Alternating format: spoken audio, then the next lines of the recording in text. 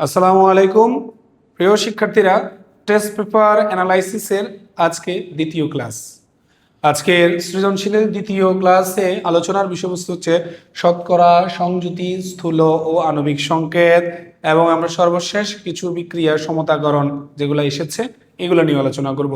So আজকের ক্লাসে আমরা সেম আগের মতোই ক্যাডেট কলেজ, শীর্ষস্থানীয় স্কুল এবং বোর্ড প্রশ্নগুলো কি আমরা দেখব। আমরা কিছু কিছু প্রশ্নকে ধারাবাহিকভাবে সলভ করতে থাকবো এবং কিছু কিছু প্রশ্নকে আমরা মূল থিমটা বলবো, যাতে তোমরা বাসায় নিজে প্র্যাকটিস করতে পারো টেস্ট পেপার সলভ করার সময়। ওকে, আসো শুরু করা যাক। প্রথমেই শতকরা সংযুতি। শতকরা সংযুতি একদম সহজ একটা কনসেপ্ট। নর্মালি আমরা যদি এটাকে বলতে চাই একটা ফর্মুলার মাধ্যমে, যে শতকরা সংযুতি মানে হচ্ছে কোনো একটা পদার্থের পরিমাণ কোনো একটা যৌগে, মনে করো কোনো একটা যৌগে যে সকল পরমাণুগুলি আছে তা কতটুকু পার্সেন্টেজ, সো ওই পদার্থের পরিমাণ ডিভাইডেড বাই মোট ইন্টু 100। এটা হচ্ছে মূলত সূত্র। কোনো পদার্থ যে যৌগে আছে, ধরো কোনো একটা পরমাণু যে যৌগটাতে আছে সেখানে তার পরিমাণটাকে যদি মোট দিয়ে ভাগ করি ইন্টু 100, এটা হচ্ছে তার শতকরা সংযুতির সূত্র। সো আমরা এটা জানি সবাই। আমরা শুরু করব যে জয়পুরহাট গার্লস ক্যাডেট কলেজে কি প্রশ্ন এসেছিল। বলা হচ্ছে এই একটা যৌগ, খেয়াল করলে দেখবা এই যৌগটার ক্ষেত্রে বলা হচ্ছে যে এই যৌগটার ক্ষেত্রে আমার একটা ধাতু সেটা দিয়ে গঠিত এবং একটা অক্সিজেন দিয়ে গঠিত। ধাতুটাকে তারও ইনফরমেশন দেওয়া হয়েছে, সেটা হচ্ছে চতুর্থ পর্যায়ের ধাতু এবং একযোজী। আমরা সবাই জানি hydrogen, lithium, sodium, potassium. Potassium হচ্ছে আমাদের চতুর্থ পর্যায়ের একযোজী ধাতু।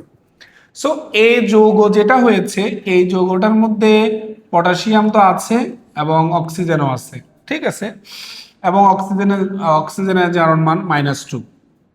ওকে, এদিকে আমরা দেখতে পাচ্ছি আমাদের বি, এই যে যৌগটা সেখানেও সেম তারা আছে, তবে এখানে পটাশিয়ামের জারণ মান +1 হলেও অক্সিজেনের মান হচ্ছে -1। এভাবে এভাবে একটা উদ্দীপক দেওয়া হয়েছে। বলা হচ্ছে যে এ বি যৌগদ্বয় একই মৌলের সমন্বয়ে গঠিত, কিন্তু শতকরা সংযুতি ভিন্ন। অত্যন্ত সহজ, আমরা একটু বোঝার চেষ্টা করি। প্রথম কথা হচ্ছে আসলে এই যে যৌগটা আর যে আমরা যদি বলি বি যে যৌগটা, তাদেরকে যদি একটু চিনি। এই যৌগটাতে পটাশিয়াম আছে, তবে তার সাথে যে অক্সিজেন আছে -2। মানে -2 মানে হচ্ছে এটা স্বাভাবিক অক্সিজেন, মানে নর্মালি -2 যে যৌগটা সেটা দিয়েও যে পটাশিয়ামের সাথে যৌগ হবে সেটা হচ্ছে পটাশিয়াম অক্সাইড। আর যদি দেখা যাচ্ছে যে এই যে এখানে বলা হচ্ছে -1, আমরা জানি কিন্তু একটা জিনিস কি, অক্সিজেন -2 স্বাভাবিক, -1 পার অক্সাইড, মাইনাস হচ্ছে সুপার অক্সাইড। সো যেহেতু বি এর মধ্যে অক্সিজেন -1, সো অবশ্যই মনে রাখা উচিত এটা হচ্ছে পার অক্সাইড K2O2। এবং পার অক্সাইড হওয়ার কারণে এই যৌগটা হচ্ছে পটাশিয়াম পার অক্সাইড, স্বাভাবিক এটা হচ্ছে পটাশিয়াম অক্সাইড। এখন আমাকে এ এবং বি দেখা যাচ্ছে দুটা যৌগেরই গঠনকারী পরমাণু একই। তো এখন তারা কি ওই যৌগগুলাতে শতকরা সংযুতির মান একই নাকি ভিন্ন? আমি যদি নিজেকে প্রশ্ন করি, তুমি উত্তর দিবে স্যার ভিন্ন হওয়া উচিত, যেহেতু যৌগটা ভিন্ন। এবং আমার প্রশ্ন সেটাই বলছে যে এদের মধ্যে একই পরমাণু দিয়ে যৌগটা গঠিত হলেও তাদের পরমাণুর শতকরা সংযুতি ভিন্ন। স্যার সিম্পল, তুমি এবার অঙ্ক করবা। অঙ্ক করতে গেলে দেখা যাচ্ছে যে পটাশিয়াম অক্সাইডে তুমি একটা পারমাণবিক ভর, আণবিক ভর লাগবে। পটাশিয়াম 2টা, 39 গুণ 2 যোগ 16। সো এখানে টোটাল গুণ করলে হবে যে 78, 78, 8, এখানে টোটাল হবে 94 গ্রাম। ওকে, আর এখানে কি অবস্থা? এখানে তো দেখা যাচ্ছে পটাশিয়াম কয়টা, 2টা, 39 গুণ 2, 16 গুণ 2। এই টোটাল তুমি যখন এটা গুণ করবা এখানে মান আসবে তোমার 110। ওকে, সিম্পল। এবার এইখানে 94 গ্রামের পদার্থটার মধ্যে পটাশিয়াম শতকরা কতটুকু আছে, আমি এই কথাটাকে বলতে চাচ্ছি। তাহলে আমি যদি এখান থেকে পটাশিয়াম কতটুকু পার্সেন্টেজ আছে সেটা জানতে চাই, তো পটাশিয়াম উপাদানটা হচ্ছে এই যে 39 2 গুণ, তার মানে 78 ডিভাইডেড বাই মোট হচ্ছে 94 ইন্টু 100। তারপর আমি যদি এখানে বলি যে অক্সিজেন কতটুকু আছে, তো অক্সিজেন সেম 94 এর মধ্যে 16 ইন্টু 100। এবার আমি যদি তোমার এখানে একটু মানগুলাকে সহজে তোমাকে বোঝানোর জন্য বলে দিই, এখানে মানটা হবে তোমার প্রথম যেটা সেটা হচ্ছে তোমার 82.98, ক্যালকুলেশন করলে দেখবে 82.98%। আর বাকি যে মানটা হবে সেটা হচ্ছে 17.02%। ওকে, এই এই এই যৌগটার মধ্যে পটাশিয়াম এবং অক্সিজেনের শতকরা সংযুতি বের করলাম। সেম ভাবে যদি তুমি এখানে চিন্তা করো, এখানে এটা বের করতে গেলে এটা 78, কিন্তু এটা মোট পরিমাণ 110 ইন্টু 100। আর তুমি যেটা অক্সিজেন বের করতে চাও 110-এর মধ্যে অক্সিজেন হচ্ছে 32 ইন্টু 100। এবার তুমি এই দুটার মানগুলোকে ক্যালকুলেশন করো। তো আমি ক্যালকুলেশন করে রাখছি, একটা হচ্ছে 70.91% আর একটা হচ্ছে 29.09%। মানে একটা স্বাভাবিক যৌগ আর এটা হচ্ছে পারক্সাইড অক্সিজেনের। সো এই যে স্বাভাবিক অক্সিজেনের পটাশিয়াম অক্সাইড, পারক্সাইডের পটাশিয়াম পারক্সাইড, এই যৌগগুলো দুটাই কিন্তু পটাশিয়াম অক্সিজেন দিয়ে গঠিত, কিন্তু দুইটা যৌগের মধ্যে মৌলগুলির শতকরা পরিমাণ ভিন্ন। এটা একদম সিম্পল অঙ্ক, আমরা সবাই বুঝতে পারছি। এই অঙ্কটা পরীক্ষায় আসছে জয়পুরহাট গার্লস ক্যাডেট কলেজের প্রশ্নগুলো অত্যন্ত গুরুত্বপূর্ণ, সহজ হোক আর যাই হোক গুরুত্বপূর্ণ। আমরা বুঝতে পারলাম। আমরা এটা বোঝার পর আমরা চলে যাব সামনে, আমাদের আর কি প্রশ্ন আছে। এবারের প্রশ্নটা হচ্ছে, খেয়াল করলে দেখবা ঝিনাইদহ ক্যাডেট কলেজের প্রশ্ন। এই ক্যাডেট কলেজের প্রশ্নটিতে প্রথমে একটা উদ্দীপকে একটা বিক্রিয়া দেওয়া আছে, যে বিক্রিয়াটাতে আমরা দেখতে পাচ্ছি যে নাইট্রোজেনের সাথে হাইড্রোজেন বিক্রিয়া করেছে। সো এটা আমাদের সবারই জানা, নাইট্রোজেনের সাথে হাইড্রোজেন বিক্রিয়া করলে কি হয়। নাইট্রোজেনের সাথে হাইড্রোজেন যদি বিক্রিয়া করে তাহলে আমরা সবাই জানি অ্যামোনিয়া উৎপাদন হয়। এবং অ্যামোনিয়া মূলত হচ্ছে কতটুকু, 17 গ্রাম, 17 গ্রাম। এটা আরো সোজা ম্যাথ। তুমি যদি এখান থেকে নাইট্রোজেনের শতকরা বের করতে চাও, টোটাল 17, তার মধ্যে নাইট্রোজেন হচ্ছে 14 ইন্টু 100। এবং এখান থেকে তুমি যদি হাইড্রোজেনের শতকরা মান বের করতে চাও, 17-এর মধ্যে হাইড্রোজেন 3 ইন্টু কত, 100। দেখবা ক্যালকুলেশন করলে দেখবো এটা 82%, এটা অ্যাবাউট 18%। তাহলে এই কথাগুলি কিন্তু আরেকটু মানে পরীক্ষায় যখন তুমি সৃজনশীল লিখবা গুছায় লেখা যাবে। যেমন তুমি এটাকে তুমি ধরো লিখতেছ, আমি একটা এক্সাম্পল দিচ্ছি তোমাকে যাতে তুমি ইজিলি বুঝো। যেমন আমি নাইট্রোজেনটা কিভাবে বলি, তা আমরা লিখবো যে ধরো নাইট্রোজেনের শতকরা সংযুতি আমি বের করতে চাচ্ছি। সো আমি বলবো যে 17 গ্রাম অ্যামোনিয়াতে নাইট্রোজেন আছে কতটুকু, 14 গ্রাম। সুতরাং একে আছে কত, 14/17, এবং যেহেতু শতকরা মানে 100 কত, 100 কত আছে। এভাবে যদি আমি অঙ্কটা করি তাহলে একটু আমার সৃজনশীলের জন্য বড় হবে। বাট এটা হচ্ছে মূল কথা। তো আমরা সবাই মোটামুটি সামনে এসএসসি পরীক্ষা দিব, তাই এসএসসি পরীক্ষার্থী যারা তাদের জন্য এই কথাগুলি অত্যন্ত সহজ, তাদেরকে এগুলো খুব ভেঙে দেওয়ার কিছুই নেই, তারা জানে এগুলা। সো আমরা এই প্রশ্নটাকেও বুঝে গেলাম, এটা সহজ প্রশ্ন। আমরা এরপর একটা প্রশ্ন দেখতে পাচ্ছি, এটা হচ্ছে government laboratory high school Rajshahi. শিক্ষার্থীরা তোমরা খেয়াল করো, দেখা যাচ্ছে এখানে বলা হচ্ছে যে দ্রবণ মিশ্রিত করলে উৎপন্ন লবণের শতকরা সংযুতি। এটা আরো সহজ। এখানে আমার কি কি আছে, এখানে আমার HCl আছে, এখানে আমার NaOH আছে।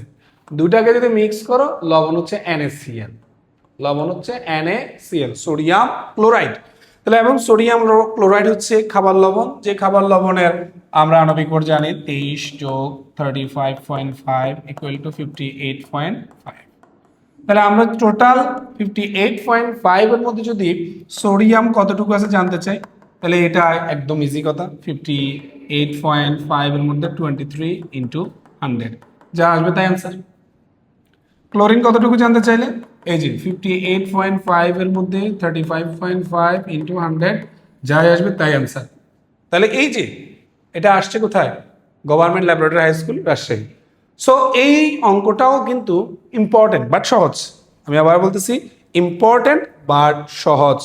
সো আমরা এই অঙ্কটাও বুঝলাম, বুঝার পর আমরা চেষ্টা করব পরের অঙ্কটা করার জন্য, যে অঙ্কটা আসছে ডাক্তার খাস্তগীর সরকারি বালিকা উচ্চ বিদ্যালয়। প্রশ্নটা হচ্ছে এখানে একটা যৌগ আছে, যৌগটার নাম হচ্ছে সোডিয়াম হাইড্রোজেন কার্বনেট। এটাকে কিন্তু চাইলে বলা যেতে পারতো সোডিয়াম হাইড্রোজেন কার্বনেট বা সোডিয়াম বাইকার্বনেট বা বেকিং পাউডার, যেটা সংকেত হচ্ছে NaHCO3, NaHCO3। তাহলে সিমিলারলি প্রথমে এটার এক মোলের ভর বের করবা। এই এক মোলের ভর হচ্ছে তার আণবিক ভর, রাইট?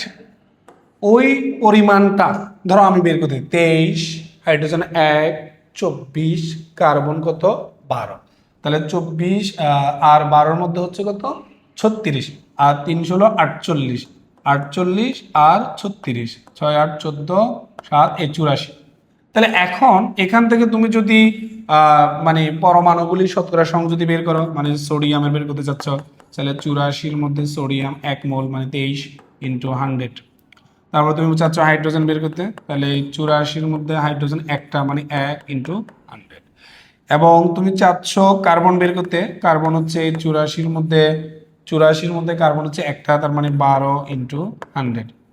অ্যান্ড ফাইনালি আমি যদি অক্সিজেনকে বের করতে চাই, 84-র মধ্যে অক্সিজেন হচ্ছে 3 মোল মানে 3 ষোলো 48 ইন্টু 100। এভাবে এভাবে করে আমার অঙ্কটার আনসার আসবে। সবগুলো আনসার ক্যালকুলেটারে যা আসে তাই সঠিক। যদি তোমার ক্যালকুলেটারের ব্যাটারি নষ্ট না হয় তাহলে এই অঙ্ক মিস হওয়ার কোনো সুযোগ নাই। সো এটা একটা খুবই সহজ ম্যাথ যেটা খাস্তগিরি স্কুলে এসেছে। সো আমরা এগুলা জানি, একদম ইজি ম্যাথ।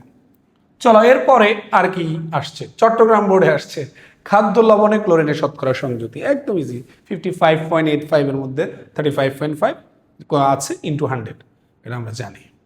চট্টগ্রাম বোর্ড 2024 আরো একটি প্রশ্ন এসেছে, আমরা এই প্রশ্নটা দেখি। দুটি বিকার মিশ্রিত করলে যে লবণ হয় তার কথা বলছে। তাহলে এখানে কিন্তু কি কি আছে দেখো তো। এখানে আছে তোমার, এখানে আছে একটি পাত্রে ম্যাগনেসিয়ামের যৌগ ম্যাগনেসিয়াম হাইড্রোক্সাইড, আর একটি পাত্রে আছে নাইট্রিক অ্যাসিড, লবণ পানি উৎপন্ন হবে। সো ধনাত্মক অংশটি যাবে নাইট্রেটের কাছে, ম্যাগনেসিয়াম নাইট্রেট প্লাস পানি। এখন আমার এই যে লবণটা ম্যাগনেসিয়াম নাইট্রেট, তার থেকে আমাকে বলতেছে যে শতকরা সংযুতি। তাহলে ম্যাগনেসিয়াম নাইট্রেট যেটা, এই ম্যাগনেসিয়াম নাইট্রেটকে যদি আমি চিন্তা করি যে প্রথমে সিমিলারলি এটা 1 মোলের ভর বের করবা, কত এটা 1 মোলের ভর বের করো।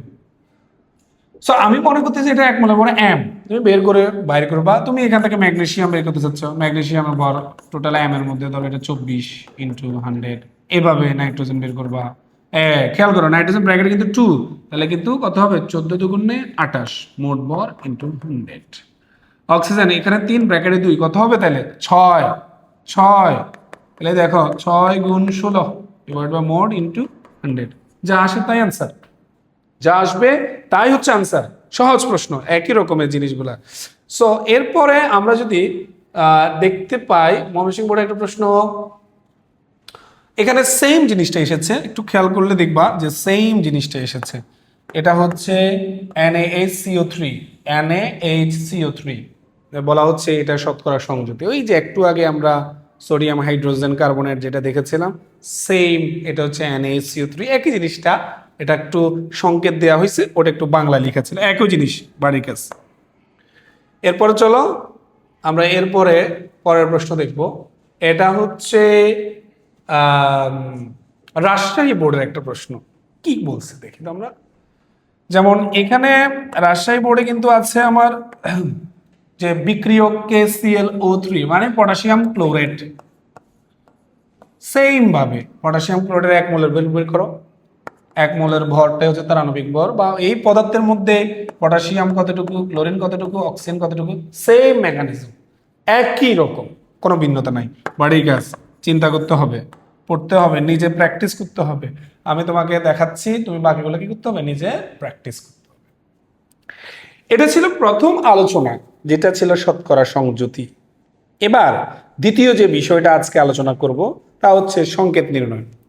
এখন সংকেতের ক্ষেত্রে একটা ইম্পর্টেন্ট কথা দিয়ে স্টার্ট করি। যেমন আমি যদি বলি যে C6H6, এটার নাম কি, এটার নাম হচ্ছে স্যার বেনজিন। বেনজিন, ওকে বেনজিন, এটার নাম হচ্ছে স্যার বেনজিন। ওকে, এই বেনজিনটাকে আমরা যদি গঠন কিভাবে হয়েছে দেখতে চাই, তাহলে তুমি বলবা যে স্যার এখানে 6টা কার্বন, তারা পরস্পরের সাথে সমযোজী বন্ধনে আবদ্ধ এবং প্রতিটা বেনজিন অণুতে একান্তর দ্বিবন্ধন থাকে। একান্তর দ্বিবন্ধন মানে হচ্ছে এরকম যে দ্বিবন্ধন এক বন্ধন দ্বিবন্ধন এক বন্ধন দ্বিবন্ধন, এবং প্রতিটা কার্বন একটি একটি হাইড্রোজেনের সাথে যুক্ত হলো। তুমি একটু খেয়াল করলে দেখবা এই যে সংকেতটা, এখানে একটি কার্বনের সাথে একটি হাইড্রোজেন এক বন্ধন, এই কার্বনের সাথে এই কার্বনের কি বন্ধন, দুই বন্ধন, এই কার্বনের সাথে এই কার্বনের এক বন্ধন, অর্থাৎ এখানে কিন্তু তুমি বন্ধনের প্রকৃতি দেখাইছো। যে বন্ধনটা তুমি দেখাইলা এগুলো সবগুলো কি সমযোজী। আচ্ছা, এটা একটা বিষয় বেনজিনের তুমি দেখাইছো, এটা একটা তার গঠন দেখাইছো। এখন তুমি যদি এখানে অনুপাত করো তাহলে কি হবে ভাই, আমি যদি এটাকে অনুপাত করি 6 যদি কমন নিই তাহলে 6 কমন নিলে হয়ে যাবে সি আর কি এইচ। তাহলে আসি আমরা প্রথম কথা, এই সি বলো এইচ বলো এগুলো কিন্তু মৌলের প্রতীক, প্রতিটা সংকেতে মৌলের প্রতীক লাগবে। তার ডেফিনেশনের সময় বলতে হবে যে সংকেত দ্বারা, মানে যে সংকেত দ্বারা মৌলের প্রতীক দেখো সংকেতে কিন্তু মৌলের প্রতীক ব্যবহার হবে, তবে ওই প্রতীকটা ব্যবহার করার পর দেখা যাচ্ছে তাদের মধ্যে এটা একটা অনুপাত, তখন ওই ধরনের সংকেতকে বলা হবে যে স্থূল সংকেত। তাহলে এই যে সিএইচ হচ্ছে একটা স্থূল সংকেত, কেননা এটা মৌলের প্রতীক দিয়ে প্রকাশ করা হয়েছে, মূল বিষয় যেটা প্রকাশ করছি সেটা হচ্ছে অনুপাত। আচ্ছা, যদি এমন হয় যে মৌলের মানে প্রতীক ব্যবহার করছি এবং তাদের প্রকৃত সংখ্যা, তখন এটার নাম আণবিক সংকেত। তখন এটার নাম কি সংকেত? আণবিক সংকেত। আণবিক সংকেত। তাহলে ভাইয়া যদি একটা সংকেতে মৌলের প্রতীক আছে এবং তাদের প্রতীক আছে, তাদের প্রকৃত সংখ্যাও আছে এবং তাদের গঠন দেখানো হচ্ছে, তখন এটার নাম হচ্ছে গাঠনিক সংকেত। সো স্থূল সংকেত, আণবিক সংকেত, গাঠনিক সংকেত। পরীক্ষা আসতে পারে স্থূল সংকেত আণবিক সংকেতের পার্থক্য, আসতে পারে আণবিক সংকেত গাঠনিক সংকেতের পার্থক্য, এভাবে করে দুইটা পার্থক্যের জন্য পরীক্ষায় অনুধাবনমূলক আসতেই পারে। সো আমরা এখন যেহেতু স্থূল সংকেত আণবিক সংকেত নির্ণয় করতে যাব, তাই আমরা একটু প্রথমে এই কথাটা জেনে নিলাম। প্রথমে একটা প্রশ্ন আমাদের সামনে আসছে, একটু বোঝা দরকার। প্রশ্নটা হচ্ছে রাজশাহী ক্যাডেট কলেজের প্রশ্ন। দেখো প্রশ্নগুলা কিন্তু মানে সলিউশন করার জন্য যে সিস্টেম এটা কিন্তু একরকম। আমি তোমাকে কিন্তু অনেকগুলো অঙ্ক করালেও সিস্টেম ফলো করবো, একটা সিস্টেম ফলো করব। তাহলে ওই একটা সিস্টেম ফলো করতে গেলে আমি প্রথমে তোমাকে যে বিষয়টা বলবো, 1 নম্বর যে বিষয়টা আমার এই অঙ্ক করার সময় সংকেতের, আমি প্রথমে জানতে চাইবো যে সেখানে ওই যৌগ গঠনকারী যে পরমাণুগুলি তাদের কি শতকরা সংযুতির মান দেওয়া আছে কিনা। তাহলে মানে আমার প্রথম কুইরি হচ্ছে শতকরা সংযুতি আছে কিনা, যেটা অলরেডি শিখে আসছি আমরা এতক্ষণ, শতকরা সংযুতি কিভাবে বের করি। সেকেন্ড কথা, আমরা যদি শতকরা সংযুতি পেয়ে থাকি, কোনো ধরো আমি কথার কথা আমি তোমাকে এখানে লিখলাম যে এক্স হচ্ছে 2%, ওয়াই হচ্ছে 3%, জেড হচ্ছে 4%, মনে করো আমরা এই শতকরা সংযুতি পেয়ে গেলাম। দ্বিতীয় যে কাজটা হবে, এই শতকরা সংযুতির মানগুলাকে তাদের স্ব পারমাণবিক ভর দিয়ে ভাগ করতে হবে, মাস্ট। ধরো এই এক্স, এই ওয়াই, জেড, এখন তা এক্স এর মান তুমি নিয়েছো 2%, রাইট? এবার তার পারমাণবিক ভর দিয়ে কিন্তু কি করতে হবে, ভাগ করতে হবে, সবগুলার পারমাণবিক ভর দিয়ে ভাগ। দেখছো পারমাণবিক ভর দিয়ে কি ভাগ। তাহলে এই যে ওয়াই এর মান ছিল 3, জেড এর মান ছিল কত 4, অর্থাৎ এভাবে তুমি প্রতিটা মৌলের পারমাণবিক ভর দিয়ে শতকরা সংযুতিকে ভাগ করবা। আচ্ছা, এখন ভাগফল দেখার পালা। ধরো এক্স এর মানটা আমি একটা চিন্তা করে নিলাম যে এক্স এর মানটা আসছে মনে করো 1.5, তারপরে ওয়াই এর মানটা আসছে সেম ভাবে মনে করো এটা মনে করো 3 আসছে। জেড এর মানটা আসছে মনে করো তোমার কথার কথা ধরো আসলো যে তোমার এটা আসলো যে 4.5। তা এখন আমি দেখতে পাচ্ছি যে যদি এখানে একের অধিক ভগ্নাংশ আসে, যেমন এটা একটা ভগ্নাংশ, এটা একটা ভগ্নাংশ, যখন একের অধিক ভগ্নাংশ হয়ে যাবে তখন আমরা যে কাজটি করব সেটা হচ্ছে যে তাদের মধ্যে যে সবচেয়ে ক্ষুদ্রতম মান তা দিয়ে কি করব, ভাগ করব। এরপর আমরা যদি একটা পূর্ণ সংখ্যা পাই সেটা হবে যে আমাদের স্থূল সংকেত। সো তাহলে আমি তোমাকে এখানে বিষয়টাকে আবার বলি, প্রথমে শতকরা সংযুতি দেখবা, তারপর শতকরা সংযুতিকে পারমাণবিক ভর দিয়ে ভাগ করবা, পারমাণবিক ভর দিয়ে ভাগ করার পরে যদি ভগ্নাংশ আসে, রেজাল্ট যদি হয় ভগ্নাংশ, এখানে যদি রেজাল্ট হয় ভগ্নাংশ, তাহলে আবার কি কাজ করতে হবে জানো? ক্ষুদ্রতম ক্ষুদ্রতম ভাগফল দ্বারা ক্ষুদ্রতম ভাগফল দ্বারা পুনরায় ভাগ, পুনরায় ভাগ। তুমি কাকে ভাগ করবা? এখানে যে মানগুলো পাবা, এরপরে আমরা একটা পূর্ণ সংখ্যা পেলে ওদেরকে নিয়েই, এটা হচ্ছে আমাদের স্থূল সংকেত। এটা হচ্ছে আমাদের কি? স্থূল সংকেত। পঞ্চম যে বিষয়টা একটু বোঝা দরকার, একটু আগে আমরা বলেছিলাম যেমন C6H6 এটা কিন্তু বেনজিন, তাহলে এটা থেকে যদি 6কে কমন নিই, সি আর কি এইচ, এটা তার স্থূল সংকেত। সুতরাং স্থূল সংকেতের সাথে একটা নির্দিষ্ট সংখ্যা গুণিতক থাকে, ধরো এই এন দিলাম, এন দিলাম, তো এন এর মানে এখানে কিন্তু 6, এখানে কিন্তু কি 6। নর্মালি আমরা যখন আমরা যদি কখনো অঙ্ক করতে যাই তাহলে আমরা বলতে পারবো যে এটার এই যে আণবিক সংকেতের ভর, এটার মানটা হবে স্থূল সংকেতের যে ভর তার সাথে যে গুণিতক এন, তার সাথে গুণিতক এন গুণ আকারে থাকবে। এখন এখান থেকে যখন আমি এন এর মান বের করব, ওই এন এর মান হবে আমার অনুপাতটা, মানে কতটা এখানে আমরা অনুপাত নিয়েছি। সো এই যে সিকোয়েন্সটা, শতকরা সংযুতি বের করবা, তাকে পার্সেন্টেজকে পারমাণবিক ভর দিয়ে ভাগ করবা, তারপর পার্সেন্টেজটাকে ভাগ করার পর যদি ভগ্নাংশ আসে সবচেয়ে ক্ষুদ্রতম মান দিয়ে ভাগ করবা, পূর্ণ সংখ্যা আসলে এটাই তোমার স্থূল সংকেত। সো স্থূল সংকেতের যে তোমার অনুপাত, ওটা কিন্তু আমি এন হিসেবে চিন্তা করি, তাহলে স্থূল সংকেতের সাথে এন গুণ হয়ে সেটা হচ্ছে আণবিক সংকেতের ভর। এভাবে কিন্তু আমরা অঙ্কগুলো করে থাকি। যেহেতু অঙ্কগুলো আমরা সবগুলো এভাবেই করে থাকি, তাই আমি প্রথমে একটা ম্যাথ তোমাকে শেয়ার করলাম যেটা অ্যাট এ গ্ল্যান্স। এবার চলো আমরা অঙ্কগুলো করার জন্য চেষ্টা করি। প্রথমে বলছে ওয়াই এই যৌগটার কথা, কি বলছে দেখি আমরা। বলছে যে ওয়াই যৌগের আণবিক ভর দেওয়া আছে, ভালো কথা। ওয়াই যৌগের এম এর মান দেওয়া আছে 90। ওয়াই যৌগের 15 গ্রাম বিশ্লেষণ করে, এটার 15 গ্রামের মধ্যে বিশ্লেষণ করে আমি পেলাম হাইড্রোজেন 0.33 গ্রাম। আমি সেখান থেকে পেলাম যে কার্বন 4 গ্রাম। আমি সেখান থেকে পেলাম অক্সিজেন 10.67 গ্রাম। এগুলো হচ্ছে আমি 15 গ্রাম থেকে বিশ্লেষণ করে পেলাম উদ্দীপকের ডাটা। আমার কি লাগবে? প্রথমে লাগবে যে আমার পার্সেন্টেজ, শতকরা কতটুকু কে আছে। তাহলে যদি আমি প্রথমে শতকরাকে বের করতে চাই, তাহলে আমার প্রথমে ধরো আমি যদি হাইড্রোজেনের শতকরার মান জানতে চাই, তাহলে এখানে টোটাল হচ্ছে 15 গ্রাম বিশ্লেষণ করে হাইড্রোজেন পাওয়া গেছে 0.33।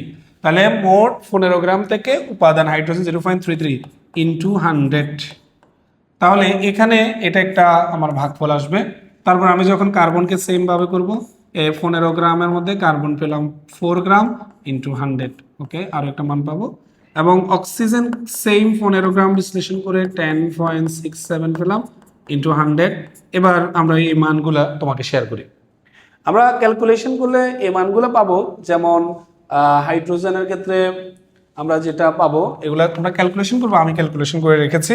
এটা পাবো যে আমরা হাইড্রোজেনে পাবো 2.2%, তারপরে কার্বনে পাবো আমরা 26.71%, আমরা অক্সিজেনে পাবো 71.13%। এটা হচ্ছে কি? এটা হচ্ছে আমার ক্যালকুলেশন করলে এই পার্সেন্টেজগুলা আসতেছে। তাহলে একটা কাজ করলাম, তোমার এখানে কাজ হয়েছে কয়টা? একটা। তাহলে এবার আসো 2 নম্বর কাজটা করে ফেলি। 2 নম্বর কাজটা কি? 2 নম্বর কাজ হচ্ছে 2 নম্বর কাজ হচ্ছে পার্সেন্টেজ গুলাকে পারমাণবিক ভর দিয়ে ভাগ করব আমরা। আসো আমরা ভাগ করি। প্রথমে কার্বন, এই ধরো এই কার্বন, কার্বনের পরিমাণটা কত? আচ্ছা সরি, আমরা সিরিয়ালে যাই। মনে করো প্রথমে হাইড্রোজেন, হাইড্রোজেন এই হাইড্রোজেন এখানে কতটুকু আছে? 2.2%। এটাকে তার পারমাণবিক ভর 1 দিয়ে ভাগ করো, তাহলে আনসার কিন্তু তাও 2.2। ওকে, এরপর মনে করো কার্বন, কার্বন কতটুকু আছে? 26.71। তাকে তার পারমাণবিক ভর 12 দিয়ে ভাগ করো। যদি তুমি তাকে পারমাণবিক ভর দিয়ে ভাগ করো তাহলে সেটা আসবে 2.2 ক্যালকুলেশন করলে। এরপর অক্সিজেন, অক্সিজেন তুমি দেখো অক্সিজেন হচ্ছে তোমার 71.13, তাকে তুমি 16 দিয়ে ভাগ করো, তুমি যদি 16 দিয়ে ভাগ করো রেজাল্ট আসবে 4.45। এটা হচ্ছে তাদেরকে পারমাণবিক ভর দিয়ে ভাগ করার পর রেজাল্ট। কিন্তু দুঃখজনকভাবে তারা এখানে সবাই ভগ্নাংশ ভগ্নাংশ ভগ্নাংশ ভগ্নাংশ। একের অধিক যদি ভগ্নাংশ হয়, তৃতীয় স্টেপে যে কাজ করতে হবে সেটা হচ্ছে এখানে যে প্রাপ্ত মান যেগুলো আমি পেলাম এতক্ষণ, তাদেরকে ক্ষুদ্রতম ক্ষুদ্রতম মান দিয়ে ভাগ। যেমন দেখি এইচ, এইচ এর মান হচ্ছে 2.2 এবং এখানে 2.2 হচ্ছে সবচেয়ে ক্ষুদ্র, তাই তাকে 2.2 দিয়ে ভাগ করব 1। এখানে সি দেখো, এখানে সি এর মান 2.2, তাকে 2.2 দিয়ে ভাগ করলে 1। এখানে ও এর মান দেখো 4.45, 2.2 দিয়ে ভাগ করলে এটা হচ্ছে 2। এখন দেখা যাচ্ছে কি সবগুলো এই যে 1 1 2 এরা সবগুলা হচ্ছে পূর্ণ সংখ্যা। সো এখন আমি বলতে পারবো আমার স্থূল সংকেতের কথা, যে কি আমার স্থূল সংকেত কি, আমার স্থূল সংকেত হচ্ছে HCO2, HCO2। সো এখানে আমাকে স্থূল সংকেত নির্ণয় করতে বলছে।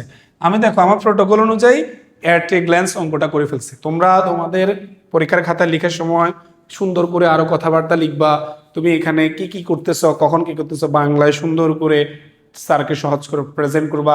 আশা করি তোমরা যখন এটাকে সলভ করবা দেখবা যে অনেক বড় একটা ম্যাথ হয়ে গেছে। আমরা যেহেতু সলভ করব, মূল কথাটাকে সলভ করব বোঝার স্বার্থে অল্প কথার মধ্যে আমরা সলভ করার ট্রাই করতেছি। তো যাই হোক, আমরা দেখো প্রথমে আমরা ঘ সলভ করলাম, আসো এবার আমরা 4 নাম্বার। তোমরা আশা করি বুঝতে পারতেছো, একদম ইজি একদম ইজি। চলো এবার 4 নাম্বার প্রশ্ন। 4 নাম্বার যে প্রশ্নটা সেটা হচ্ছে যৌগটি শনাক্ত করো। আচ্ছা, তাহলে কিন্তু প্রথমে আমাকে গ থেকে জানতে হবে, গ হতে পাই স্থূল সংকেত। স্যার স্থূল সংকেত পেয়েছেন কত? HCO2।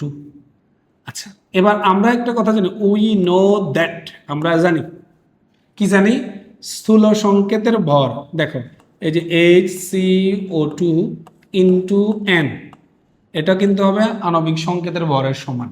এখানে আণবিক সংকেত 90 দেয়া আছে, এই 90, সেখান থেকে তুমি এটা বাইরে করো, এটা হবে যে 45 into N equal to 90।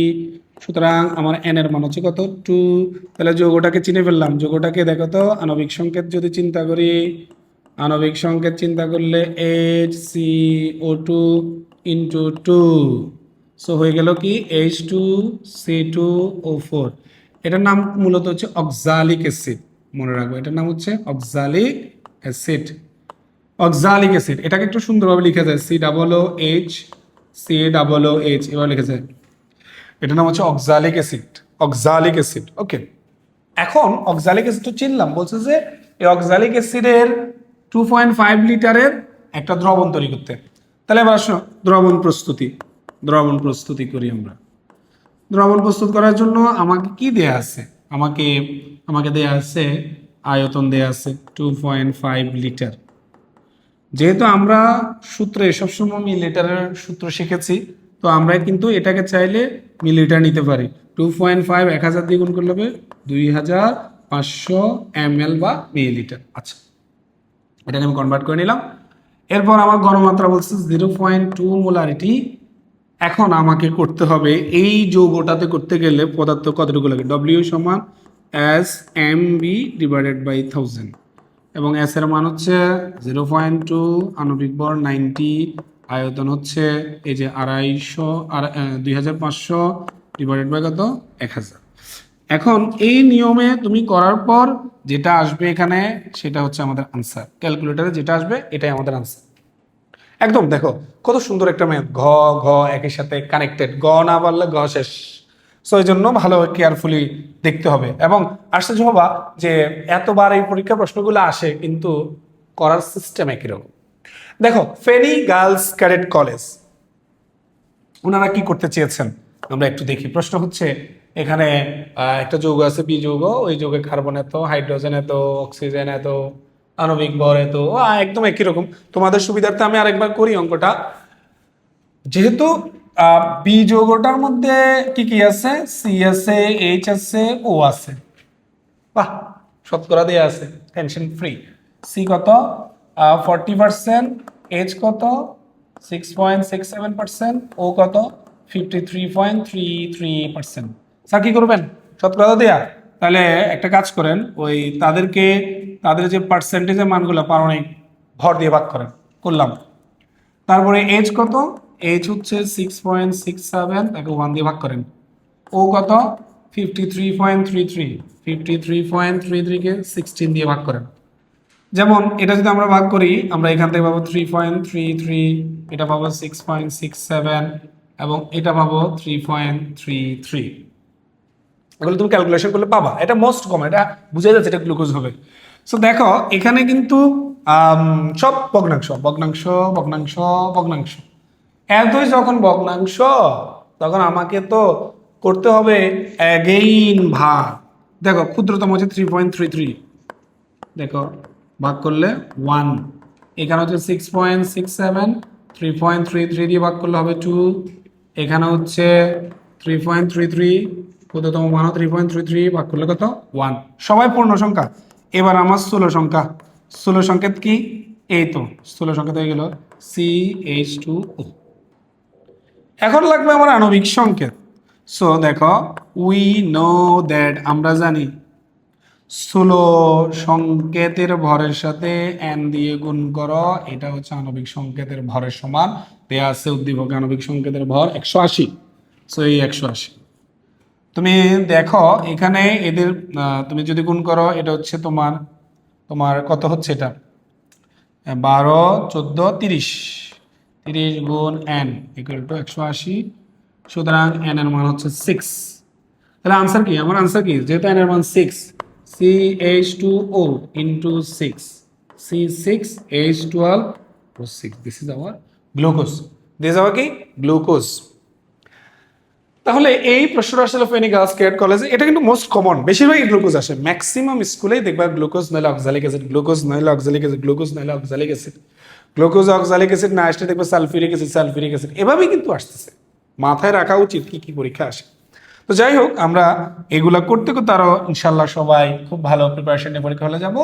So দেখো এখানে কিন্তু আরেকটি প্রশ্ন দেওয়া আছে, দেখি এই প্রশ্নটা কত দ্রুত করতে পারি আমরা। ফৌজদারহাট ক্যাডেট কলেজ, একটা কার্বক্সিলিক অ্যাসিড, মনে রাখবা জৈব অ্যাসিড বা কার্বক্সিলিক অ্যাসিড একই কথা, জৈব অ্যাসিড বা কার্বক্সিলিক অ্যাসিড একই কথা। নরমালি সংকেত RC OH, RC OH। তাহলে জৈব অ্যাসিডকে এভাবে সংকেতে চিন্তা করা যায়, তার মানে এখানে CHO এর বাইরে কিছু থাকে না। তুমি যদি আর চিন্তা করো অ্যালকাইলে C আর H, তো এখানে CHO এর বাইরে কিছু নেই। কিন্তু তোমাকে বলছে যে কার্বনের পরিমাণ, ওমা কার্বনের পরিমাণ বলেই নেই, এইচ এর পরিমাণ বলছে কত, এইচ এর পরিমাণ বলছে 2.22%, আমাকে ও এর পরিমাণ বলছে 71.11%। সো প্রথম কাজ হচ্ছে 100 থেকে এই দুটাকে যোগ করে, 100 থেকে এগুলোকে বিয়োগ করে কার্বনের পার্সেন্টেজ বের করা। বাকি কাজ আবার আগের মতো, বাকি কাজ আবার কি আগের মতো। অর্থাৎ তুমি যখন এইচ এর মান পাবা, ও এর মান পাবা, সি এর মান পেয়ে যাবা, তখন এই মানগুলিকে সেম টু সেম আগের মতোই করবা। তুমি করতে করতে দেখবা এটা স্থূল সংকেত কি পাচ্ছ, আমি তোমাকে বলে দিচ্ছি। এটা আমি তোমাকে করার পর তুমি আলটিমেটলি দেখবা যে HCO2, ঠিক আছে। এটাই হচ্ছে আমাদের, একটু আগে আমরা করে আসছি এটা। তো এখন স্থূল সংকেত তো পারলা, বলছে যে অ্যাসিডটির একটা অণুতে 8টি পরমাণু আছে, মানে দেখো আমরা এটা স্থূল সংকেত পাইলাম, কিন্তু তার আণবিক সংকেত বের করতে হলে তো আণবিক সংকেতের ভর লাগবে। অনেক সময় বলে দেয় যে উদ্দীপকে বাষ্প ঘনত্ব দিয়া, তো বাষ্প ঘনত্ব বলে 2 দিয়ে গুণ করলে আণবিক সংকেতের ভর, আণবিক ভর আমরা পেয়ে যাই। এখানে আমাকে অ্যাসিডটা কি কিছুই বলে নাই, মানে তাকে যদি চিনতে হয় আমার যে আণবিক সংকেতের ভর লাগবে সেটাও দেয় নাই। তবে এখানে একটা ক্লু দিচ্ছে, বলছে যে অ্যাসিড তার একটা অণুতে 8টা পরমাণু থাকে। তো ধরো তুমি যখন স্থূল সংকেত পাইলাই এটা 1, 2, 4, আর 8 পাওয়ার জন্য 2 গুণ করতে হবে। তুমি যদি 2 গুণ করো তখন হয়ে যাবে H2CO4। এখন দেখো এটার একটা অণুতে 8টি পরমাণু, দ্যাট মিনস একটু ঘুরিয়ে পেঁচিয়ে এটাকে আমার বললো আবার অক্সালিক অ্যাসিড। সো বলা হচ্ছে যে কি, ও দ্রবণ প্রস্তুত করতে বলছে, W বের করতে বলছে, SMB/1000, বলা হচ্ছে 500 ml এর সেমিমোলার দ্রবণ। মানে আমার এখানে আয়তন দেয়া আছে 500 ml, দেন আমার এখানে গড়মাত্র দেওয়া আছে সেমিমোলার, আণবিক ভর একটু আগে আমরা দেখেছি এটা 90 ছিল আণবিক ভর। সো এভাবে আমরা অক্সালিক অ্যাসিডের অ্যাগেইন এই প্রশ্নটা দেখলাম ফৌজদার ক্যাডারে একটু ভিন্নভাবে আসছিল, বাট একই রকম জিনিস।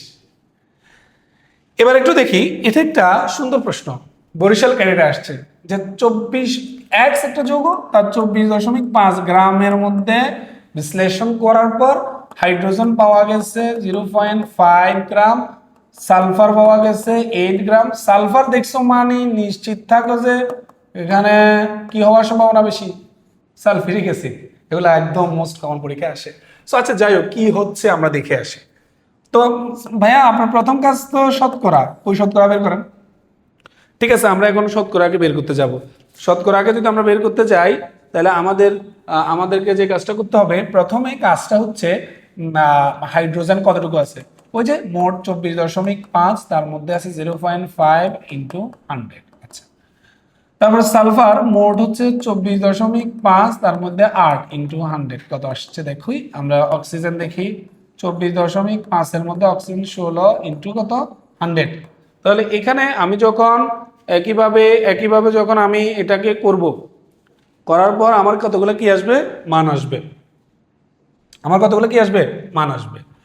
এখন এই মানগুলা তুমি যখন এখানে ক্যালকুলেশন করবা, তোমার পার্সেন্টেজগুলা তুমি পাবা। পাওয়ার পর তুমি এটাকে ধারাবাহিকভাবে কি করবা, সলভ করে ফেলবা। সলভ করলে দেখবা যে আলটিমেটলি আমরা আমাদের যে কাঙ্ক্ষিত H2SO4 পেয়ে যাব। সো এই যে আমার এখানে, তো এখানে আমরা যদি এদের পার্সেন্টেজগুলোকে একটু ক্যালকুলেশন করে ফেলি, ধরো তুমি যখন এটা ক্যালকুলেশন করবা, এটা পাচ্ছ 2.04%। তারপর তুমি সালফার যখন ক্যালকুলেশন করবা, এটা পাবা 32.65%। ক্যালকুলেটারের কাজ এগুলো তুমি করলে পেয়ে যাবা। অক্সিজেন পাচ্ছ যে 65.3%। অর্থাৎ আমি প্রথমে তাদের শতকরা সংযুতিটা কি করলাম, বের করে নিলাম। এখন যে কাজটা, সেটাতে স্টেপ 1 গেল। স্টেপ 2 কি? স্টেপ 2 হচ্ছে ভাইয়া এবার এদেরকে স্ব পারমাণবিক ভর দিয়ে ভাগ করেন। কে কে আছে, এই ধরো এইচ আছে, এইচ এর মান আমি পাইছি 2.04, তাকে তার পারমাণবিক ভর 1 দিয়ে ভাগ করলাম 2.04। ওকে, তারপর আসো এস এর মান বের করবো। এস কত? এস হচ্ছে 32.65 কে যদি আমরা জানি, সালফার হচ্ছে তার পারমাণবিক সংখ্যা 16, কিন্তু পারমাণবিক ভর হচ্ছে কত সালফারের 32। তুমি যদি এটাকে যদি সালফারকে ভাগ করো তাহলে পাবো যে 1.02। এরপর দেখো কি আছে, অক্সিজেন। মনে রাখবো অক্সিজেনের পারমাণবিক সংখ্যা 8, কিন্তু পারমাণবিক ভর হচ্ছে তার 16। তাহলে এই যে 65.3 কে 16 দিয়ে আমি ভাগ করব। আমি যদি তাকে ভাগ করি তাহলে পাবো যে 4.08। কিন্তু এখানে দেখা যাচ্ছে কেউ পূর্ণ সংখ্যা নেই। পূর্ণ সংখ্যা যদি পেতাম, এটা তো স্থূল সংকেত। যেহেতু পূর্ণ সংখ্যা নেই, তাহলে আমাকে আবার একটা স্টেপে যেতে হবে। স্টেপটা হচ্ছে প্রাপ্ত মানগুলিকে ক্ষুদ্রতম মান দিয়ে ভাগ। যেমন এখানে প্রাপ্ত মান হচ্ছে 2.04, তাকে যদি আমি সবচেয়ে ক্ষুদ্র 1.02 দিয়ে ভাগ করি, তাহলে কি হচ্ছে, এটা যদি আমি ভাগ করি তাহলে রেজাল্ট হচ্ছে 2। সালফারের মধ্যে দেখো, এটা মান হচ্ছে 1.02, ভাগ করলাম 1.02 দিয়ে, প্রাপ্ত মান কত 1। আর অক্সিজেনটা দেখো 4.08 আছে, 1.02 দিয়ে যদি ভাগ করি এটার মান আসবে 4। এখন আমি সবগুলা পেয়ে গেলাম কি, সবগুলা পেয়ে গেলাম যে আমার পূর্ণ সংখ্যা। স্টেপ 4, এখন আমার স্থূল সংকেত বোঝার বিষয়। দেখো আমার স্থূল সংকেতটা এখন হয়ে গেল কি, H2SO4। H2SO4, তাহলে আমি স্থূল সংকেত পেয়ে গেলাম কি, H2SO4। একদম সহজ বিষয়। তাহলে আমরা H2SO4, এই যে যৌগটা হলো, এগুলো পরীক্ষা প্রায় আসে ভাই। অক্সালিক অ্যাসিড, না হয় গ্লুকোজ, না হয় কিন্তু আমার এই সালফিউরিক অ্যাসিড। সেম প্রোটোকলেই আমরা করলাম। চলো আমরা এরপরে আর কোনো প্রশ্ন সলভ করা যায় কিনা। এখানে একটা প্রশ্ন আছে, বিকারুন্নিসা নন স্কুল অ্যান্ড কলেজ।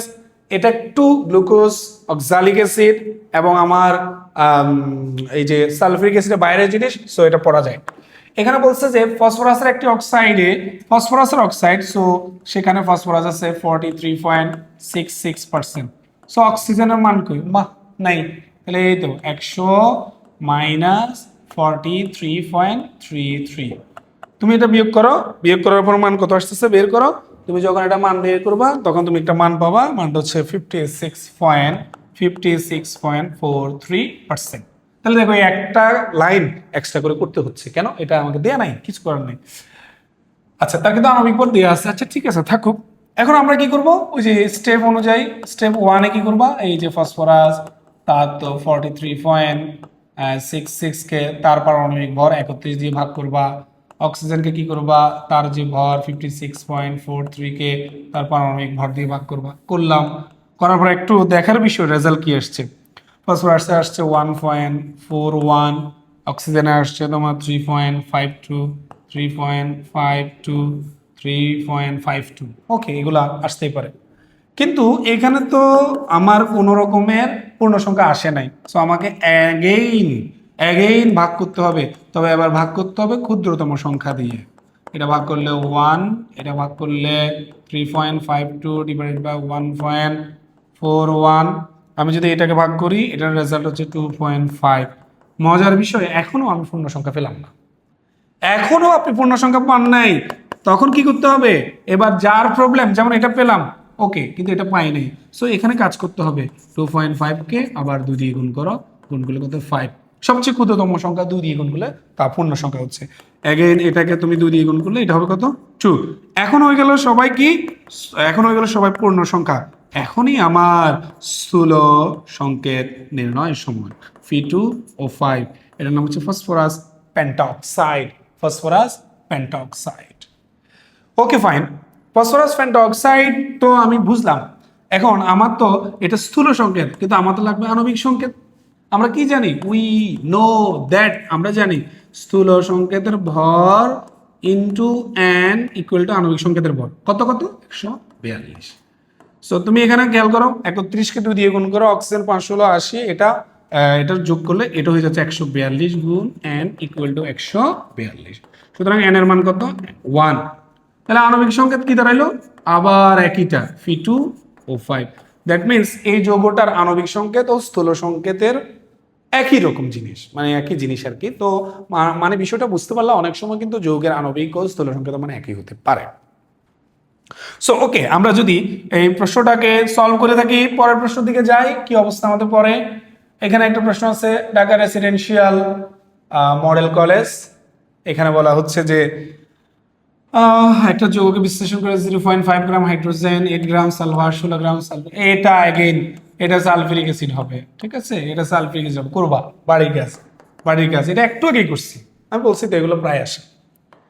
তারপরে দেখো তো কি অবস্থা, এরপরে আমাদের অবস্থা কি, আমরা যদি যাই এরপরে এই যে চট্টগ্রাম সরকারি উচ্চ বিদ্যালয়, এটা খুব ইন্টারেস্টিং প্রশ্ন, একটু দেখে আসি। বলা হচ্ছে যে একটি আণবিক সংকেত স্থূল সংকেতের ভর বিশিষ্ট পি একটা যৌগ।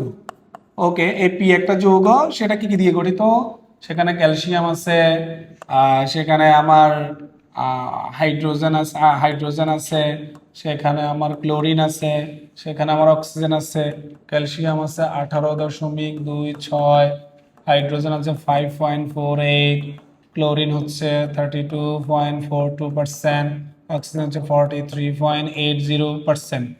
এই যে দেয়া আছে, বলা হচ্ছে যে উদ্দীপকের সকল হাইড্রোজেন এবং অক্সিজেন পরমাণু মিলে যদি পানি তৈরি, কেলাস পানি তৈরি করে, পি যৌগটা আণবিক সংকেত। তার মানে এটা একটা এমন যৌগ যার মধ্যে কেলাস পরিমাণ, কেলাস পানি যুক্ত আছে।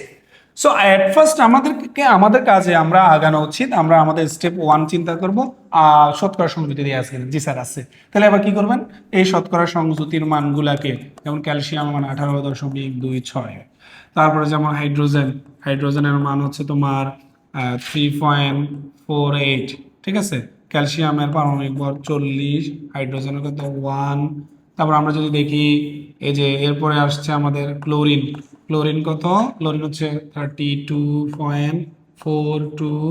আমরা যদি ক্লোরিনের পারমাণবিক ভর চিন্তা করি 35.5। এরপরে অক্সিজেন কত, অক্সিজেন হচ্ছে 43.80 ডিভাইড বাই 16। এবার একটু আমাদেরকে এই মানগুলি বের করার পালা। এই মানগুলিকে যদি আমরা বের করি তাহলে আমাদের কি মান আসবে আমরা একটু দেখি। সো আমরা এই মানগুলি যখনই আমরা বের করব তখন আমরা এখানে দেখতে পাচ্ছি যে ক্যালসিয়ামের মান পাচ্ছি, ভাগ করার পর ক্যালসিয়াম হচ্ছে 0.456, 0.456, 4, 5, 6, এটা হচ্ছে এটার ভাগফল। আর এটা তো অবশ্যই হবে 1 দিয়ে ভাগ করলে 3.48। ওকে, ক্লোরিনেরটা কত হবে? ক্লোরিনকে যদি আমরা একইভাবে ভাগ করি 0.9, ঠিক আছে, 0.91 আমরা 912 পর্যন্ত নিতে পারি, সমস্যা নেই। এরপর অক্সিজেনকে ভাগ করার পর এটা পাচ্ছি 2.73। ওকে, এটা হচ্ছে প্রথম যে কাজটা পারমাণবিক ভর দিয়ে ভাগ করে ফেললাম। এখন এখানে যে বিষয়টা সেটা হচ্ছে যে আমরা তাদের যে ক্ষুদ্রতম মান কোনটা, 0.45, 3.41, তারপরে 0.912, তাহলে এখানে সবচেয়ে ক্ষুদ্র কিন্তু 0.456। এখন 0.456 দিয়ে সবাইকে ভাগ করো। এই যেমন এই যে ক্লোরিনকেও যদি ভাগ করো 0.456, অক্সিজেনকেও যদি ভাগ করো 0.456, এই যে অক্সিজেন হচ্ছে 2.73, ক্লোরিন হচ্ছে 0.912, তারপরে হাইড্রোজেন হচ্ছে 3.48, তারপরে ক্যালসিয়াম তো 0.456। ভাগ করলে এটা হবে যে 1। আর এটাকে যদি আমরা হাইড্রোজেনকে যদি আমরা ভাগ করি তাহলে আমরা হাইড্রোজেনকে পাবো, এটা পাবো 12। তারপর আমরা যদি ক্লোরিনকে ভাগ করি আমাদের ভাগফল আসবে ক্লোরিনের 2। আমরা যদি অক্সিজেনকে ভাগ করি তাহলে আমাদের অক্সিজেনের রেজাল্ট আসবে 6। এগুলো হচ্ছে ক্যালকুলেটরের কথা, সময় সাপেক্ষে আমি আনসারগুলো বলে দিলাম।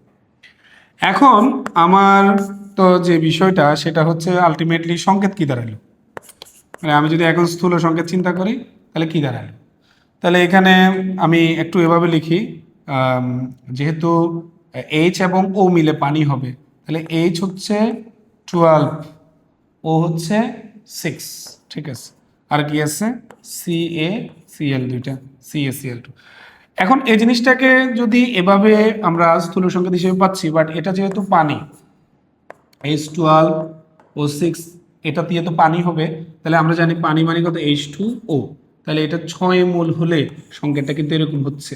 সো এখানে যোগটা তার মানে দাঁড়াচ্ছে CaCl2 into 6H2O, CaCl2 into 6H2O।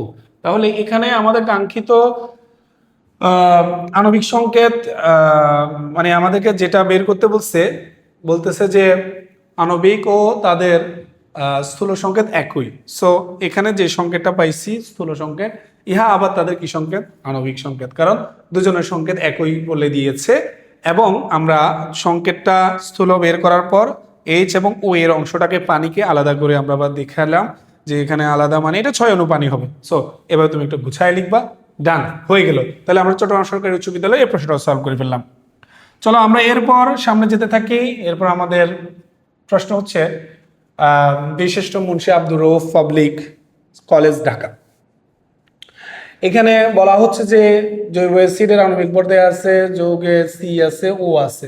এই যে দেখো এখানেও একটা ক্লু দিছে, সি দিছে, এইচ দিছে, ও দিছে, কিন্তু এইচ তো দে নাই। এইচ কিন্তু বের করতে হবে 100 থেকে এই দুইটা যোগফল বিয়োগ করে, বাকি সবগুলো একই রকম করে ফেলবা, বাড়ির কাজ। এখানে একটা প্রশ্ন হচ্ছে মণিপুর উচ্চ বিদ্যালয় ও college, Dhaka, carbon, hydrogen, oxygen, ও তিনোটা দিয়ে একটা যৌগ, ঠিক আছে, C40%। এই দেখে বোঝা যাচ্ছে যে এটা একটা একদম মোস্ট কমন যৌগ। সো আমরা এটাকে ঠিক আমরা এতক্ষণ যা যা করেছি ওই স্টাইলে স্থূল সংকেত, তারপর যৌগ চিহ্নিত করা এবং দ্রবণ প্রস্তুত করা, একই রকম জিনিস বাসায় একটু ট্রাই করতে হবে। এরপর আমরা চলে যাচ্ছি বোর্ডের একটা প্রশ্ন যে 20 গ্রাম এই যৌগের 15 গ্রাম বিশ্লেষণ করে 4 গ্রাম কার্বন, এত গ্রাম হাইড্রোজেন, অবশিষ্ট অক্সিজেন পাওয়া গেল, সংকেত কি? ওই যে 15 গ্রাম থেকে কি কি পাইছো, এখানে কিন্তু 15 গ্রাম থেকে কার্বন আর হাইড্রোজেনের মান দেয়া আছে, অক্সিজেনের মান তুমি আবার বের করবা, তারপর শতকরা সংযুতি করবা, পারমাণবিক ভর দিয়ে ভাগ করবা, যদি ভাগফল ভগ্নাংশ হয় এগেইন ভাগ করবা, তার পূর্ণ সংখ্যা আসলে স্থূল সংখ্যার সাথে এন দিয়ে গুণ করলে আণবিক সংকেত। সো আবার আগের মতো করে ফেলবো, একদম ইজি। এর তো একটা প্রশ্ন আসলো চট্টগ্রাম বোর্ড 2023, চট্টগ্রাম বোর্ডের এই প্রশ্নটা একটু আমরা দেখার চেষ্টা করব। আমরা চট্টগ্রাম বোর্ডে এই প্রশ্নটাকে আমরা যদি দেখি, এটা আমাদের অনেক সময় পরীক্ষায় আসতে পারে এবং ইম্পর্টেন্ট প্রশ্ন। সো আমরা এই প্রশ্নটা যদি আমরা দেখতে চাই, যে এখানে বলা হচ্ছে যে বি যৌগের আণবিক ভর দেয়া আছে, ওকে ফাইন, এবং বি যৌগটার স্থূল সংকেত আণবিক সংকেত একই কিছু ইনফরমেশন দেয়া আছে। তো তাহলে আমরা যদি এই অঙ্কটাকে প্রথমে একটু এভাবে চিন্তা করি, কিভাবে করব স্যার, আমরা অঙ্কটা কিভাবে করব? অঙ্কটাকে যদি আমরা করতে যাই তাহলে আমাদেরকে যেটা করতে হবে সেটা হচ্ছে প্রথমে আমরা এখানে কি কি ইনফরমেশন দেয়া আছে, যে এখানে বলা হচ্ছে যে এই যৌগটার মধ্যে এক্স আছে, ওয়াই আছে, জেড আছে। আচ্ছা ঠিক আছে, তো এক্স ওয়াই জেড একটা আলাদা যৌগ, এটা এটা কিন্তু একটা উদ্দীপক, আর এটা কিন্তু আরেকটা উদ্দীপক, ঠিক আছে, দুইটা দুই, এটা একটা যৌগ, এটা আরেকটা যৌগ। তো বি যৌগ যেটা, ওই যৌগটার মধ্যে আছে তোমার এক্স। এক্স কে দেখো, এই যে 11 দিছে, 11 মানে কি? আচ্ছা তার আগে একটু বলি, ওয়াই যে 16 দিল, এটা মানে কি? 16 এটা মানে কি? জিনিসটা কি অক্সিজেন? না, এটা কথা সবসময় মনে রাখবা, মৌলের উপরে থাকলে এ, এটা হচ্ছে পারমাণবিক ভর, নিচে থাকলে এটা হচ্ছে কি? পারমাণবিক সংখ্যা। তোমাকে আমি বলছিলাম আকাশ উপরে থাকে এ, জমিন নিচে থাকে জেড। এবার মনে রাখবা, জমিন নিচে থাকে জেড নিচে থাকে, তার মানে নিচের সংখ্যাটা পারমাণবিক সংখ্যা। তাহলে এখানে বলা হচ্ছে 8। তো এটা যেটা, এটাই হচ্ছে অক্সিজেন, এটা হচ্ছে অক্সিজেন।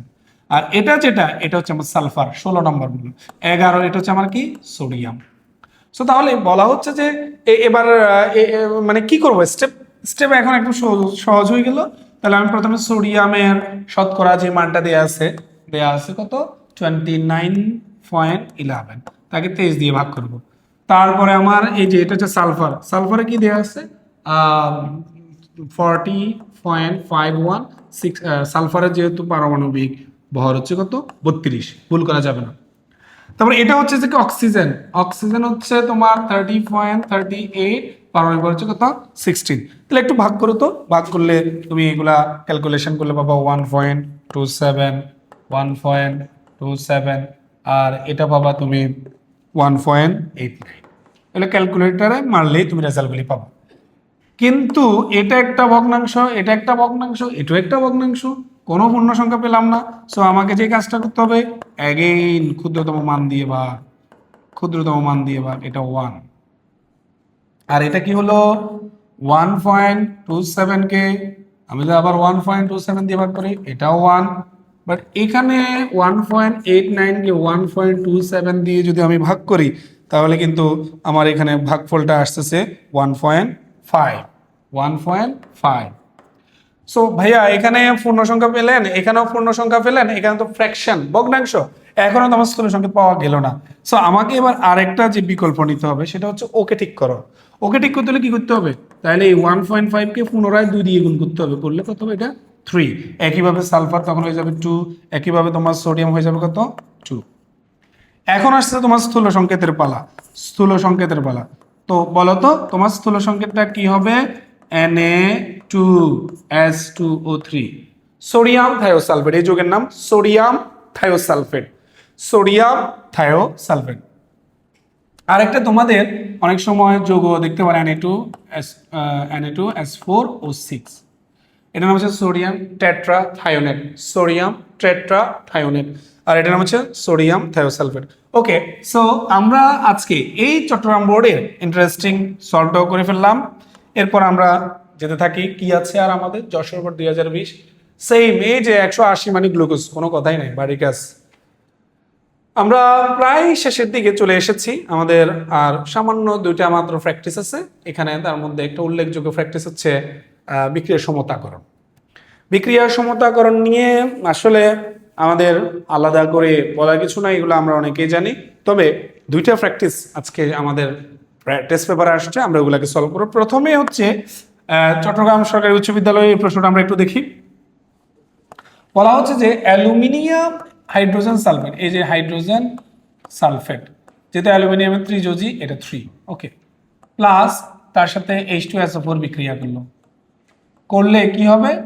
এখানে প্রথমে ধনাত্মক অ্যালুমিনিয়ামটা সালফেটের সাথে যুক্ত হয়ে লবণ উৎপন্ন হবে, অ্যালুমিনিয়াম সালফেট, প্লাস যে কোনো সরি আমাদের এখানে হাইড্রোজেন কার্বনেট বলছে, হাইড্রোজেন কার্বনেট, তাহলে HCO3 হবে, ঠিক আছে। তারপরে যে কোনো হাইড্রোজেন কার্বনেট যদি বিক্রিয়া করে, আমরা আবার একটু লিখি, aluminium hydrogen carbonate plus H2SO4। প্রথমে উৎপন্ন হবে অ্যালুমিনিয়াম সালফেট লবণ প্লাস কার্বন ডাইঅক্সাইড প্লাস পানি। যে কোনো হাইড্রোজেন কার্বনেটের সাথে অ্যাসিড বিক্রিয়া করলে লবণ পানি কার্বন ডাইঅক্সাইড। এবার আসলে এটা একটু সমতা করার পালা। সমতা করার সময় যা করব তা তুমি খাতায় মানে পরীক্ষা খাতায় বাংলা লিখে লিখে করবো। যেমন আমরা প্রথমে ধাতুকে সমতা করার উদ্দেশ্যে এই অ্যালুমিনিয়াম হাইড্রোজেন কার্বনকে 2 দিয়ে গুণ করলাম। সো এদিকে অ্যালুমিনিয়াম প্রথম আমার সক্রিয় ধাতু টার্গেট, তাকে আমি ঠিক করলাম, ওকে। তাহলে আমার প্রথম ধাপ শেষ। এবার আসলে আমি দ্বিতীয় ধাপে কি করব?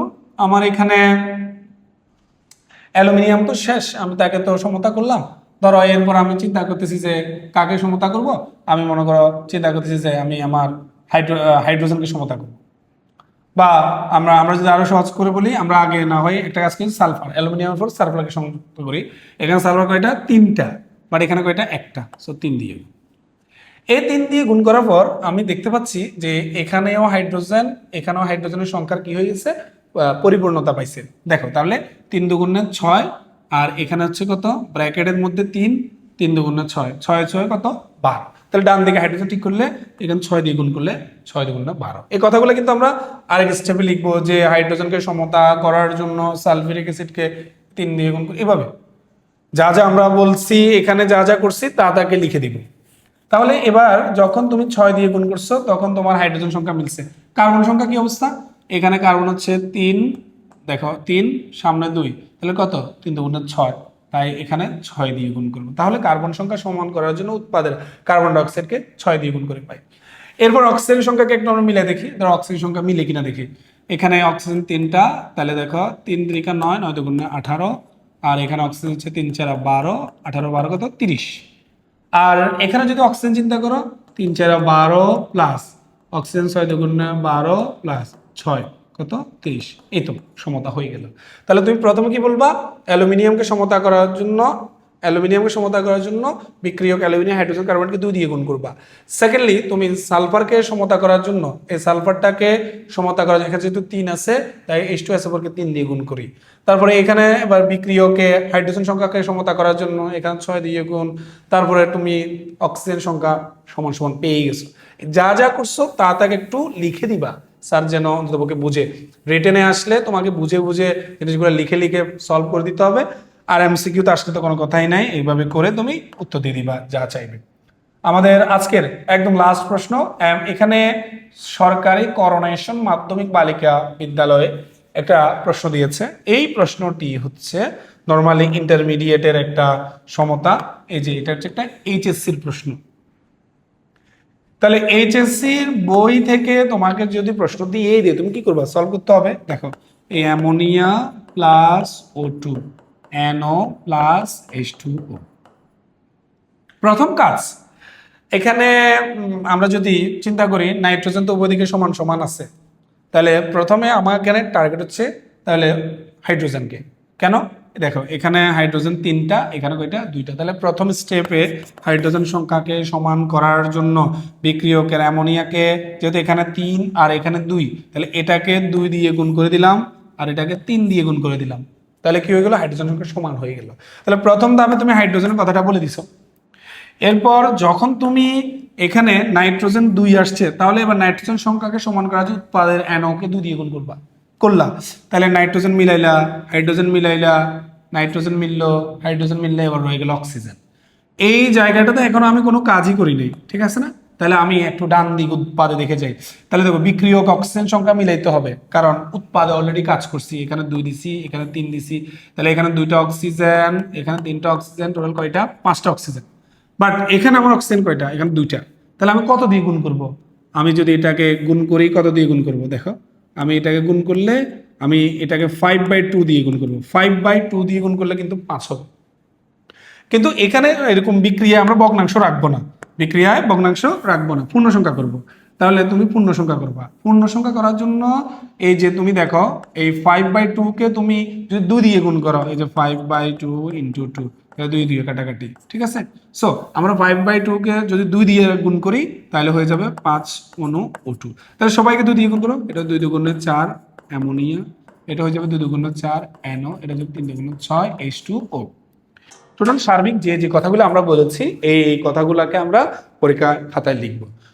সো প্রিয় শিক্ষার্থীরা, আমরা আইটেম 2-তে স্থূল সংকেত, আণবিক সংকেত ও রাসায়নিক বিক্রিয়ার সমতাকরণ রিলেটেড আমরা অনেকগুলো প্রশ্ন করেছি, এবং যেগুলো অলরেডি টেস্ট পরীক্ষায় আসছে এবং বিভিন্ন বোর্ড পরীক্ষা আসছে, ওগুলোকে আমরা সহজে পড়ার চেষ্টা করেছি। আশা করি তোমরা বুঝতেছ, এবং আজকে ক্লাস এখানে শেষ করলাম। আসসালামু আলাইকুম রহমতুল্লাহ।